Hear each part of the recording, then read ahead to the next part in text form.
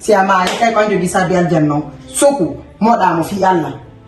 Soku moda parce que on est da jodi on y koto ida wolle fi moda on to be ngumawni. Ase dina kala jitati ati fi Allah. Mi tolke ma mi jeji ma na fi bay ko arondi la gina de la Europe il n'a pas dit à dirigeant l'environnement. Addicté à l'environnement. Je suis encore jeune, je fais ce que je veux. Si ça te dérange autant que ça fi Allah, il ma Belgique, il la France. Mais minama ko min tumi do ko koyenga won ko koyema fi Allah. Je te respecte beaucoup. Affaire on don ko min do mi falaka walli ne no in mano mi fi ma mi yara. Ndam putu ndam wala nanga dama do. C'est ma vie, je fais ce que je veux. Voilà. C'est ma vie, je fais ce que je veux. Na fi ba di la ne pro ina la nga fali na la fa fi Allah. Depuis Afrique da fali na Allah. Donc c'est bon. Koni ko bay affaire wa mi do fala ma fewnude. Anda fewi. Quand on a fewi. Amara ra bari do. Oya no Belgique, oya no la Guinée.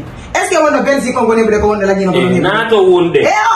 Kono ko mene woni worbe ben. Jabo tum. Ko be nguma plaisir ma dum ko wonda wada de ko be nguma Belgique fo. Est-ce que on la Guinée ko na sai ko ma wakka to ngata wonda ko 2 semaines. A fi Allah goy kato taw am fewna ka galle ma si fewna la mi. Min ko sa jabay no famondire. Way no ala jabude famondire wolu ko faal. Ya na de gar yalla ko je te respecte beaucoup mais ya na yo to fewna galle ma de fi Allah. Non do ma no kala innu do ma mi do fi mu de yara do. Hey, Adi, mai, s'il te plaît. Mina, il va quand on a dit la guerre, il m'a dit la mai. Mais non, deux ans, tu n'as rien. Hey, mon fils, calme. Moi, je me dirais, ah,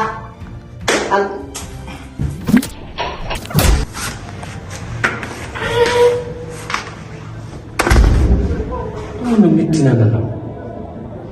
Subhanallah. Hai io con le foto che la mette ne allora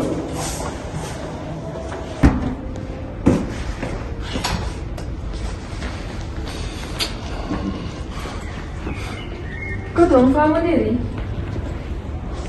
Koto? ne famo diri on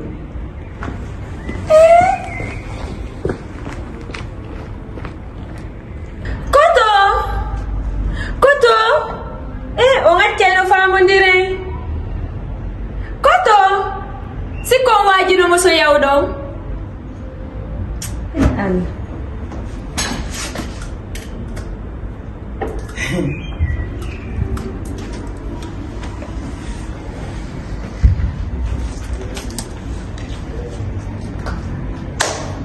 Et yo, donc, si je comprends bien, ko awoni wadde suma lolli na makuna ko tan ko ana sikku de ono ayata mi change na mi biyango kada sikku de bano adila le porto nan dere on posana na goddo an radio ki ko moji bondo bure jiw jallo hakkunde ma Allah bondo bure hi ida andi ka worbe nyelo yalti fima worbe nyelo yalti fima hakkunde ma Allah ida andi ko sino dayo déplacer na ma belci karado na fi jaga suma lolli no mi ganta go ani fe Mina mai tu col capo, fai n'importe quoi, ma con na fighi a galli su marro ireta. Ti da boni ragno di gnos. Te pas.